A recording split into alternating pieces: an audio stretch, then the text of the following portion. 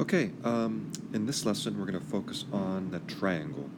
In the last lesson we did the area of rectangles and squares and parallelograms, and today we're going to learn how to calculate the area of a triangle. And we're going to come up with a formula for that as well. So go ahead and turn to the next page so we can go over the answers to the do now. So for this do now, what I did was kind of took pieces of the triangle and tried to put them in other places to make complete squares. So I saw this shaded piece. This is about the same size as this white piece, so I moved it over here to make a complete square. I saw this shaded piece is about the same size as this piece, so I moved it over there to make a complete square. And I did that all around to try to make as many complete squares as possible, and I came up with about 9 square units. You may have had a different method to get the same thing. All right, go ahead and turn to the next page to quickly look over the homework answers.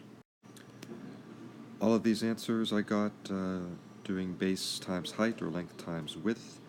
Again, make sure that you list the units as units squared when you do your answers. So go ahead and turn to the next page. Same thing with these. These were a little messier because they had some decimals involved, but again, make sure you're multiplying the height times the base to get the correct answers. All right, let's talk about triangles now. So go ahead and turn to the next page. So on this page, we're going to figure out a formula to find the area of the triangle. So I want you to take a look at these 3 pictures here and just take a couple minutes to see if you can come up with a clever way to find the formula. And it's fine if you can't, but I just want to give you a chance first, and then after you try that and not sure what to do, then I will give you a clever way that I found to do this. So go ahead and pause the video and see if you can come up with something.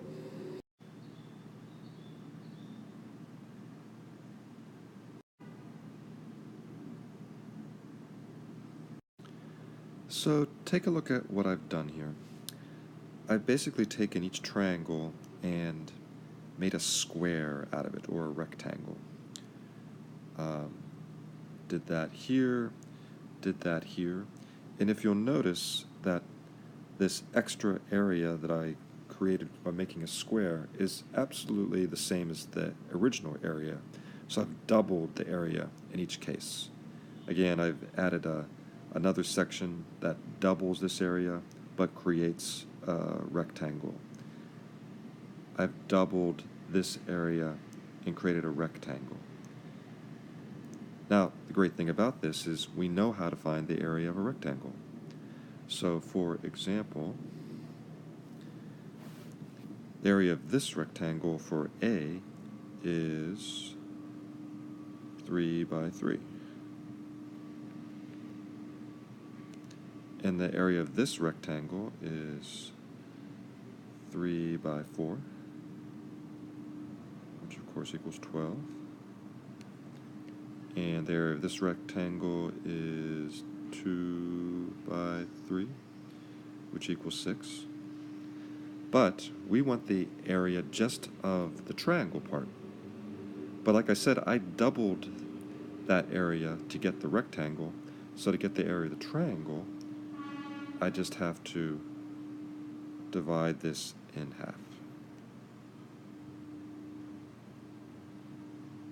And that will give me the area just of the triangle. So I used what I knew about the area of a rectangle and realized that the area of the triangle is half of that to get the answer. All right, so let's talk about what this actually means. The area of a triangle measures the space inside the triangle, and the formula that we kind of figured out up here is there's 2 ways you can think about it. We can say it is 1/2 the base times the height, or we can say it's the base times the height divided by 2. Those are the exact same things. All right, let's see how we can use this formula. Go ahead and turn to the next page, please. All right, so here's the catch. Sometimes finding the height of a triangle can be a little tricky. So, of course, we know that the height of the triangle is how tall the triangle is. Okay, we know what that means. And this is the important part. The base of a triangle is the side of the triangle that is perpendicular to the height. Perpendicular.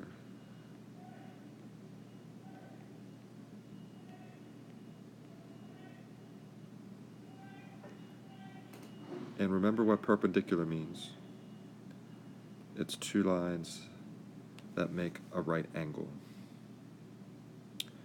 Okay, so here's the thing. Sometimes the height is part of the triangle, and sometimes it's not. Sometimes it's inside the triangle, sometimes it's outside the triangle, and we're going to look at a couple of examples of what that means. Okay, so if you're dealing with a right triangle, like in these cases, that's the easiest situation because two of those sides are perpendicular to each other, so you can use those as your base and your height.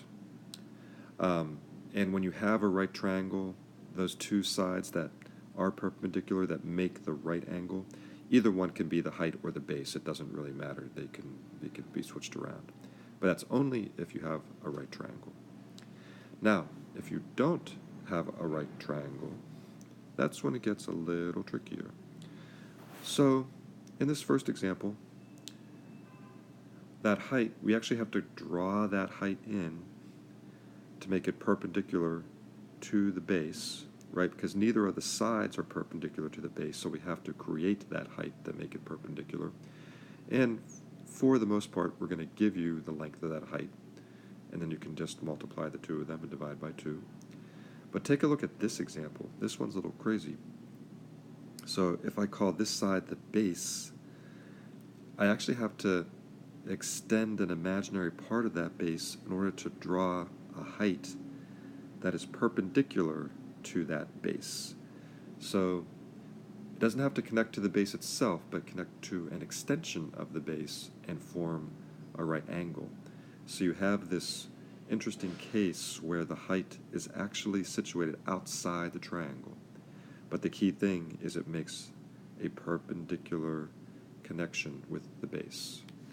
This one, again, is a little more straightforward. I can draw a height from that opposite corner right down to what we're calling the base. All right, again, the key is perpendicular. All right, let's see how to use this. So go ahead and turn to the next page, please. So for these problems, I just want you to identify the base and the height. You're not calculating anything yet, but I want to make sure that you identify the base and the height first, because if you don't have those correct, then you're not going to get the area correct. So, for example, for number 1, this is the easy one because this is a right triangle that we have here. And I can see that this is my right angle. It doesn't indicate that, but visually I can tell, and normally I will be more accurate with that. So either one of these can be the base and the height. I'm going to say that the base is 33 millimeters and that the height is 25 millimeters. Again, I have to pick the two sides that are perpendicular to each other. So I'd like you to pause the video and identify the base and the height for numbers 2, 3, and 4. So go ahead and do that and come back and check your answers.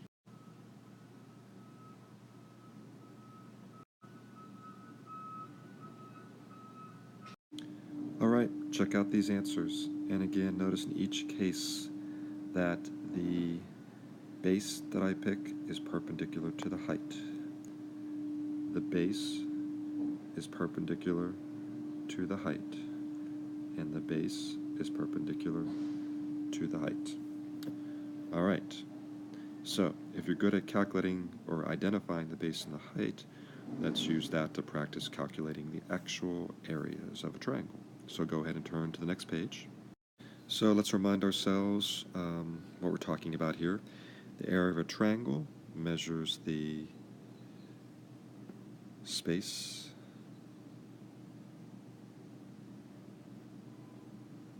inside the triangle.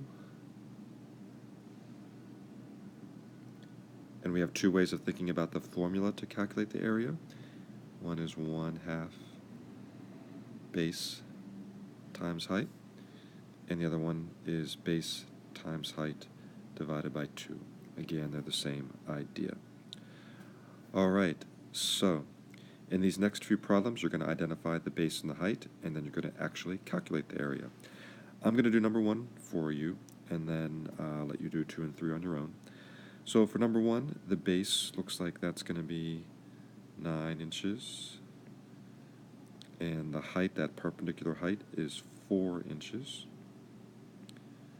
So the area is going to be, and I'm going to use this version, 9 times 4 divided by 2. And 9 times 4 is 36 divided by 2, and that equals 18. So my answer for the area is 18 inches squared. And these units are important, right? The base is in inches, the height's in inches, the area is going to be in inches squared. All right, you go ahead and do 2 and 3, and then come back in, check your answers.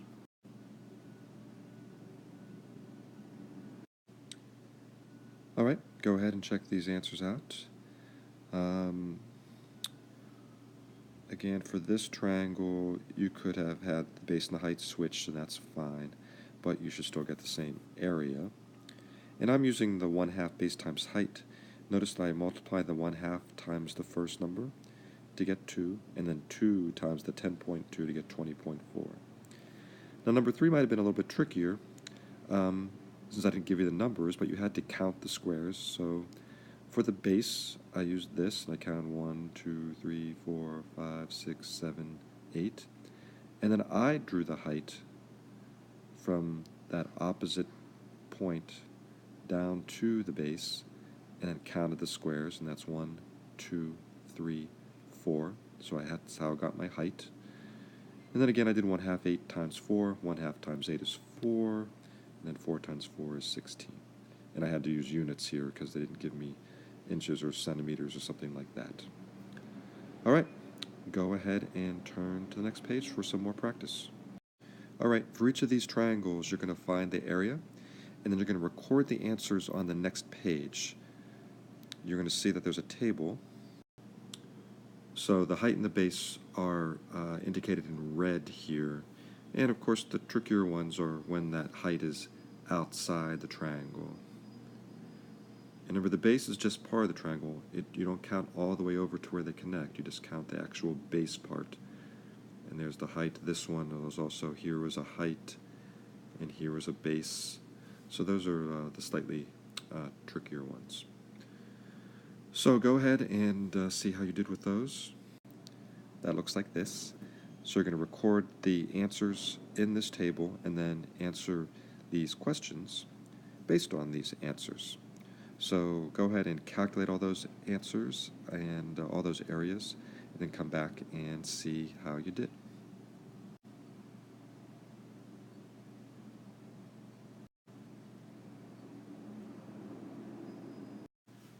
All right, check out these answers.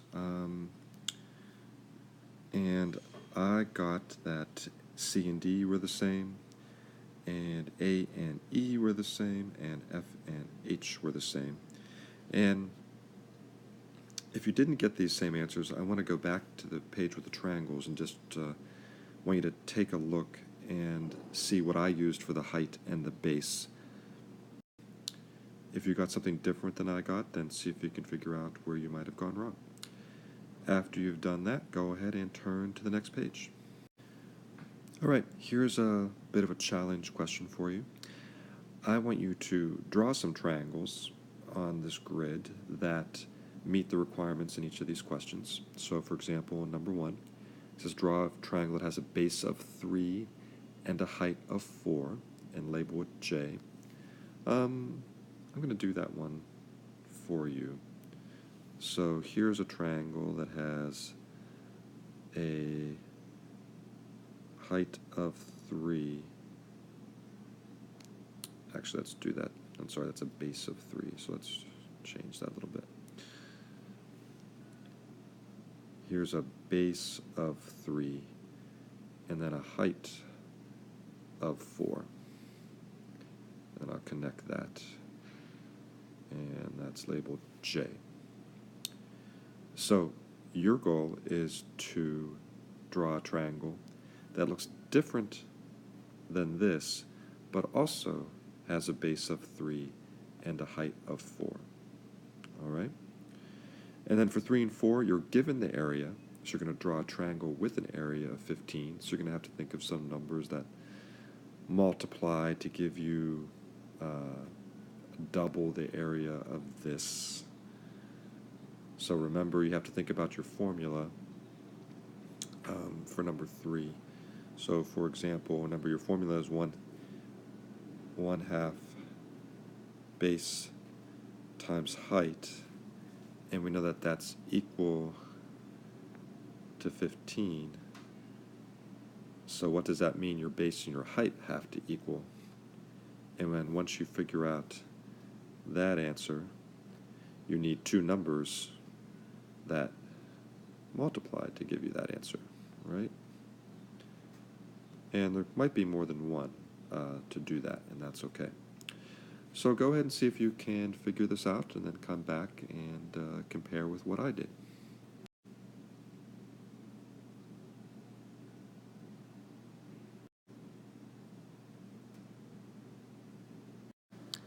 All right, check out these answers.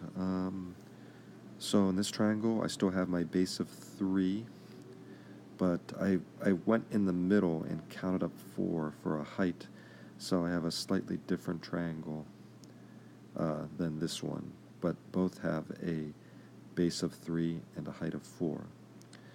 For this one, I realized that my base and height had to be 30, because when I take 1/2 of 30, I get 15. So I need 2 numbers that multiply to get 30 to come up with a base and a height that give me that. So I know that 6 and 5 give me 30, so I said that my base was 6 and my height is 5. You could have also done 5 and 6, or 3 and 10 would have also worked well for that. Even 2 and 15, although that's kind of hard to draw on our grid here. In any case, when I drew the triangles over here, I drew my first one, a simple right triangle with a base of 6 and a height of 5. Then on this one, I started again with my base of 6, and I put my height in the middle, and then drew my triangle around that. All right, let me know if you have any questions, and if you are good with all of this, then you can begin to work on the homework.